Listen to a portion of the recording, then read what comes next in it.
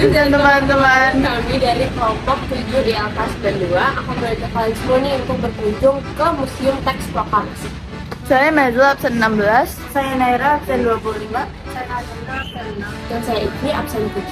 Selamat menyaksikan. Museum ini bukan sekedar museum biasa loh guys.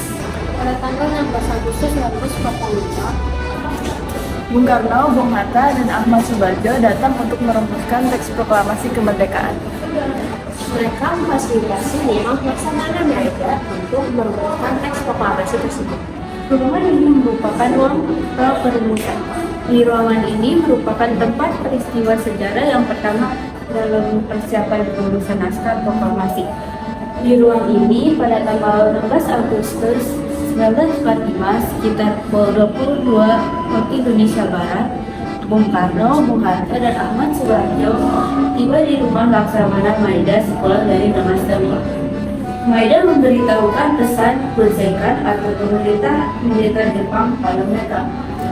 Kemudian mereka dengan ditemani Maeda dan Miyoshi Sukijiro berangkat ke Bulsekan dan bertemu dengan Mayor Jenderal Nishimura Kotoshi, di mana mereka dijelaskan bahwa pihak Jepang tidak dapat membantu dan melarang adanya rapat yang akan dilangsungkan di rumah Maeda. Mereka bertiga kembali di rumah Maeda sekitar 10.30 waktu Indonesia Barat dan menjelaskan kepada Maeda bahwa kemerdekaan Indonesia akan diproklamasikan saat itu juga.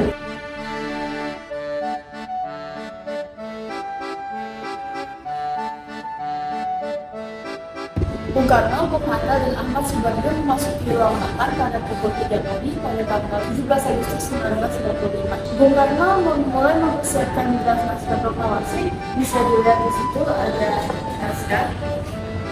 Sedangkan Bung Hatta dan Ahmad Subarjo mengutarakan pikirannya secara lisan. Teks diberi judul proklamasi dengan dialog utama yang telah disepakati oleh tiga tokoh proklamasi ini, yaitu kami bangsa Indonesia dengan ini menyatakan kemerdekaan Indonesia. Dan dialog kedua berupa pernyataan mengenai pengalihan kekuasaan yang ditambahkan oleh Bung Hatta. Setelah mendapatkan konsep naskah proklamasi, tiga tokoh nasional ini berhasil merumuskan teks proklamasi Indonesia. Naskah tersebut kemudian dibawa ke serang terbuka untuk dibacakan di hadapan para tokoh lain yang menunggu. Mereka memfasilitasi lima pelaksanaan mereka untuk merumuskan teks proklamasi tersebut.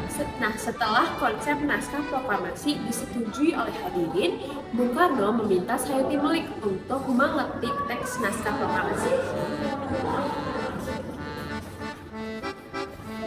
Tidak sendiri, Sayuti Melik ditemani oleh BM Dia. Disinilah tempat di mana mereka mengetik teks proklamasi. Setelah naskah proklamasi selesai diketik, naskah tersebut segera dibawa kembali ke tempat hadirin untuk ditandatangani oleh Bung Karno dan Bung Hatta. Di mana sih mereka menandatanganinya? Mereka menandatangani teks proklamasi di atas piala ini. Misalkan naskah proklamasi, konsep naskah proklamasi dapat dirumuskan oleh Bung Karno, Bung Hatta, dan Ahmad Subarjo dibawa ke serangga lokal oleh para hadirin yang telah mengundang. Bung Karno kemudian membacakan isi pernyataan kemerdekaan yang telah dibuat secara perlahan-lahan dan berulang-ulang. Sesudah itu beliau bertanya kepada hadirin setuju atau tidak terhadap isi itu. Benar semua. Jawaban dari hadirin mendengar suara menyatakan setuju. Kemudian diulangnya kembali oleh beliau. Benar-benar aku sudah setuju. Jawabannya tetap saja setuju. Kemudian diulang. Kemudian saat itu pertanyaan pendapat mengenai siapa yang akan mendatangi naskah proklamasi tersebut. Akhirnya sekali maju ke buka, suara orang mengatakan, bukan kita, semua yang ada di sini harus mendatangi naskah. Cukup 2 orang saja mendatangi atas nama rakyat Indonesia, yaitu Soekarno dan Hatta. Usul itu pun diterima hadiah dengan tepuk tangan yang berseri. Kemudian Bung Karno menerbitkan Sayuti Melik untuk mengetik naskah proklamasi tersebut. Nah, itu dia peristiwa-peristiwa yang terjadi di lantai 1. Mari kita lanjut ke lantai 2.